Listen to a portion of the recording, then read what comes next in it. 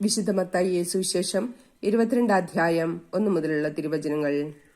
യേശു വീണ്ടും ഉപമകൾ വഴി അവരോട് സംസാരിച്ചു. സ്വർഗരാജ്യം തന്റെ പുത്രന് വേണ്ടി വിവാഹ വിരുന്നൊരുക്കിയ രാജാവിന് സദൃശ്യം. വിവാഹ വിരുന്നിന് ക്ഷണിക്കപ്പെട്ടവരെ വിളിക്കാൻ അവൻ ഭൃത്യന്മാരെ അയച്ചു. എന്നാൽ വരാൻ അവർ വിസമ്മതിച്ചു. വീണ്ടും അവൻ വേറെ ഭൃത്യന്മാരെ അയച്ചുകൊണ്ട് പറഞ്ഞു, ഇതാ വിരുന്ന് സജ്ജമായിരിക്കുന്നു. എന്റെ കാളകളെയും കൊഴുത്ത മൃഗങ്ങളെയും കൊന്ന് എല്ലാം തയ്യാറാക്കി കഴിഞ്ഞു.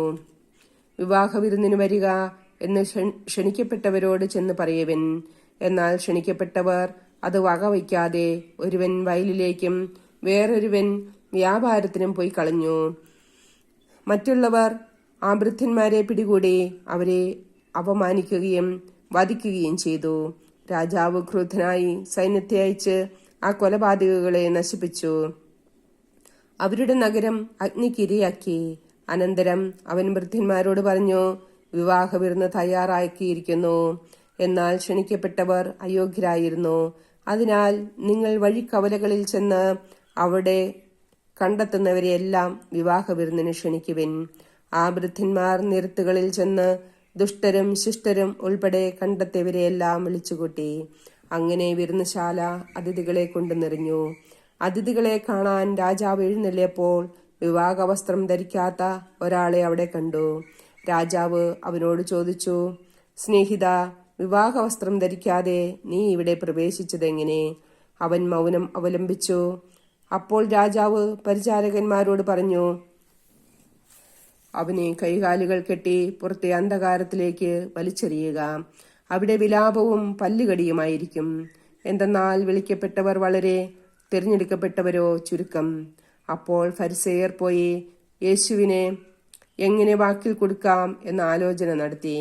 അവർ തങ്ങളുടെ അനുയായികളെ ഹെരോദസ് പക്ഷക്കാരോടൊത്ത് അവന്റെ അടുത്ത് അയച്ചു ചോദിച്ചു, ഗുരു, നീ സത്യവാനാണെന്നും ആരുടെയും മുഖം നോക്കാതെ നിർഭയനായി ദൈവത്തിന്റെ വഴി സത്യമായി പഠിപ്പിക്കുന്നുവെന്നും ഞങ്ങൾ അറിയുന്നു. അതുകൊണ്ട് ഞങ്ങളോട് പറയുക, നിനക്ക് എന്ത് തോന്നുന്നു?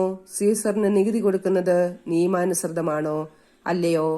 അവരുടെ ദുഷ്ടത മനസ്സിലാക്കിക്കൊണ്ട് യേശു പറഞ്ഞു, കപടനാട്യക്കാരെ, നിങ്ങൾ എന്നെ പരീക്ഷിക്കുന്നതെന്ത്? നികുതിക്കുള്ള നാണയം എന്നെ കാണിക്കുക. അവൻ ഒരു ദനാറ അവനെ കാണിച്ചു. യേശു ചോദിച്ചു, ഈ രൂപവും ലിഖിതവും ആരുടേതാണ്? സീസറിന്റേത് എന്നവർ പറഞ്ഞു. അവൻ അരുളി ചെയ്തു, സീസറിനുള്ളത് സീസറിനും ദൈവത്തിനുള്ളത് ദൈവത്തിനും കൊടുക്കുക. ഇത് കേട്ട് അവർ വിസ്മയഭരിതരായി അവനെ വിട്ടുപോയി.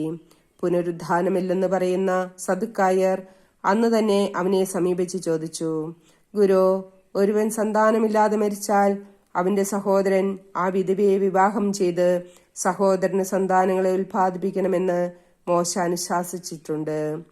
ഞങ്ങളുടെ ഇടയിൽ 7 സഹോദരന്മാരുണ്ടായിരുന്നു. ഒന്നാമൻ വിവാഹം ചെയ്തു.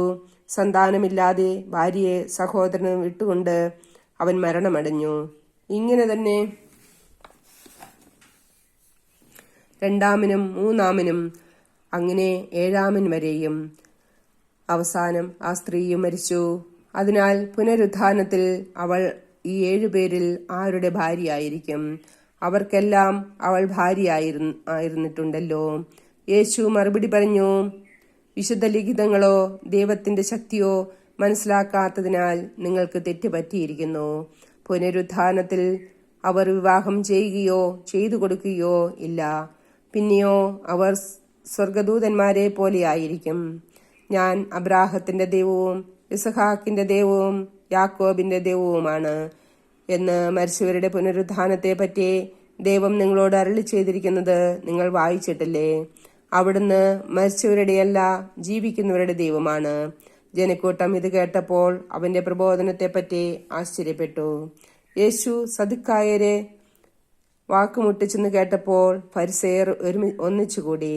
അവരിൽ ഒരു നിയമപണ്ഡിതൻ അവനെ പരീക്ഷിക്കുവാൻ ചോദിച്ചു, ഗുരു, നിയമത്തിലെ അതിപ്രധാനമായ കൽപ്പന ഏതാണ്?